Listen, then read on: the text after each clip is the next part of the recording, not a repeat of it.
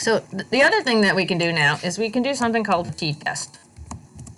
And we can ask the question, you know, what is the difference in life expectancy, or what is the difference in calories? Let's start with calories. Now, anytime your error bars overlap, so this overlaps with this, which overlaps with this, but this one does not overlap with China, we can say there's a difference. So there's a difference in the number of calories that were being consumed in 1960 to 2000 between US and China. And they were, you know, and this one, we'd have to actually look at the numbers here, right? We'd have to come to this chart and look at the lower levels of this number, subtracted this for this number for, actually this is the higher error bar, and this is the lower error bar. So I would have to take this number here and add it to this. So that would be equals this number plus this number. And I get 2887. And then I would have to take, for US, this number minus this. And so there's no overlap here. This definitely, it's a difference of like 3. So there's no overlap here. So I would say there is a difference. So how we can determine whether or not there's a difference is you can do something called a t-test. I was just trying to see the math, whether these two numbers here overlap or not. This one stops at 2870, and this one ends at 2992. So there's, if I do equals this minus this, there's a 41.3 calorie difference where they do not overlap. So that's saying since there's no overlap, there is a difference between the calories consumed by the US and Afghanistan. These should agree. If there's no overlap, this thing called a t-test should confirm it. If there is overlap, the t-test should also confirm that. And if they don't agree, it's probably because your sample size is too low.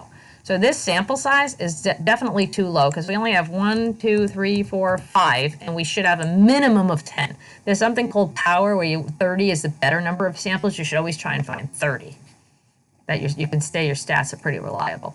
But so for the t-test, we can say, I'm going to look at Afghanistan versus the US and see whether or not there's a difference in the calorie consumptions throughout the years. So this is an f of x function. I can go f of x, and I don't see it in here, so it's t-test, one word, no spaces, and there it is. It's the only option to choose. So I can click on it and click OK. So remember I said, if you see the word array, you fill it all out. If you don't see the word array, you only have to fill out the first one. So these are arrays, so you fill them all out. So array 1, I'm t-testing the calories, right, of Afghanistan versus array 2 is the calories of the US. And it doesn't matter if I put the US in 1 or the US in 2 and Afghanistan in 1 and Afghanistan in 2. It doesn't matter. Tails. So in science, tails is always 2. So what tails means is we have this null, which means there is no difference in the data. And then we have the alternative. These are statistical hypotheses. And the alternative means there is a difference. And then which one you accept depends on this t value. So when we talk about tails, one tail would just refer to one end of a bell curve distribution, and two tails represents to both ends of a bell curve distribution. So since we want to incorporate the null in the alternative, because you always talk in terms of the null, we're going to always use two tails. So you don't need to know any of that jarble I just said. Always know that in science, we always use 2 for tails. Now type 1 is the same organism, the same individual. It's like a before and after. If you're using 2 different organisms, then, or like right now we're looking at 2 different countries, it's going to be a 2. There's something called type 3 where we assume unequal variance, and that has to do with how close the standard deviations are, and then you have to do something else called an F-test, which we're not going to do in here. We just assume normal distribution, and as long as you put that down, assuming normal distribution, it's going to cover yourself, and we never choose 3 in science. In a stats class, you'll choose that. So for this, we don't worry about it. We'll pick 2. And we click OK. So now the scientists agree that their p-value of 0.05 is the cutoff, that there's a 1 in 20 chance that the results that you see are actually due to random chance. So if it's less than 0.05, right? So there's some rules going on here. The rules are When we did correlation, we were in an R value. This is now called a P value. So if the P value is less than 0.05, which is 5%, and you either use decimals or percents, you don't use both. Oops. So what I have to do here is I have to, since we're going to do this for both of them, I have to change this format cells to a text box so I can write in it for you. So this is 5%. And if the p-value is, I'm just going to ignore this error, greater than 5%, we accept the null. And you don't even have to talk about the alternative if you accept the null. If the p-value is less than 0.05, or if you want to say it's less than 5%, then you have to reject the null. If you reject the null, now you have to mention the alternative. So you're going to accept the alternative. And this is, when you get into a real stats class, you'll learn it's a little bit more than that. But for this is fine. So these are the rules. If this p-value is greater than 5%, you accept the null. If the p-value is less than 5%, you reject the null and you accept the alternative. Now, what is the null? And these, by the way, so you have a hypothesis for your experiment, and it's if this, then that. These are called statistical. If I could spell. Hypotheses. So the null is, no matter what your experiment is, there's no difference. And the alternative is, no matter what your experiment is there is a difference. So in our case, I'm going to say the null is there's no difference in calorie intake from 1960 to 2000 for Afghanistan and the US. And you can even be fancy and say there's no statistical difference. And the alternative is there is a statistical difference between Afghanistan and the US. Well, how do I know which one I'm accepting? And you always talk in terms of the null. Is you got to do this t-test. So now I did the t-test, and the t-test is less than 0.05. And now, because the t-test is, I'm going to take this home, 0.05 is the cutoff. I like, 3 to 4 decimals. I don't like all these fancy decimals. So we're going to cut that down. We're going to center it, make it look pretty. Okay, so that's less than 0.05. So my conclusion here would be 3 parts. What are you doing with the null, right? So I would say I'm rejecting the null. And if you reject the null, you accept the alternative. The other part is, why are you doing that? Well, that is with the p-value. And I'm doing that because the p-value is less than 0.05. And I like to put the p-value in here. It was 0.011. And you can convert this to percent. You don't have to keep it in.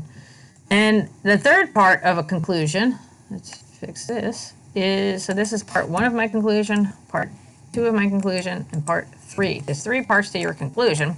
And that third part is, what does it mean in English?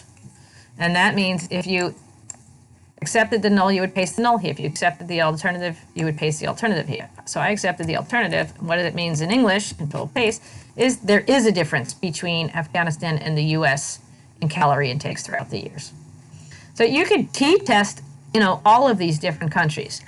I can t-test, and I would expect to see no difference. US versus China. Let's do that. Let's t-test US, and you can put this in a nice chart versus China.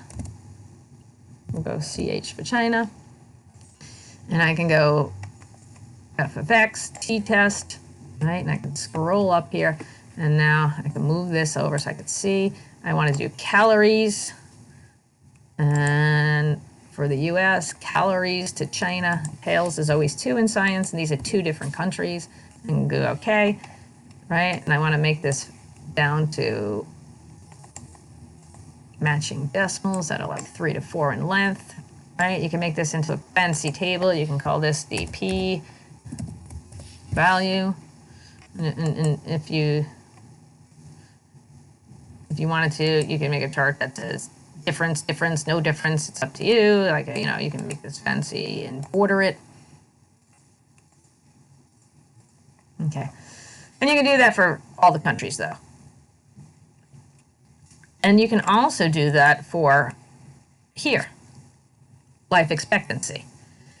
So it looks like there is no difference in life expectancy because these are between the Congo and China. And, you know, even though it looks like China has a little bit more life expectancy, it's variation, and this is the average. Overall, the variation looks like there's no difference. So I can come over here and I can say, you know, this t-test was for calories.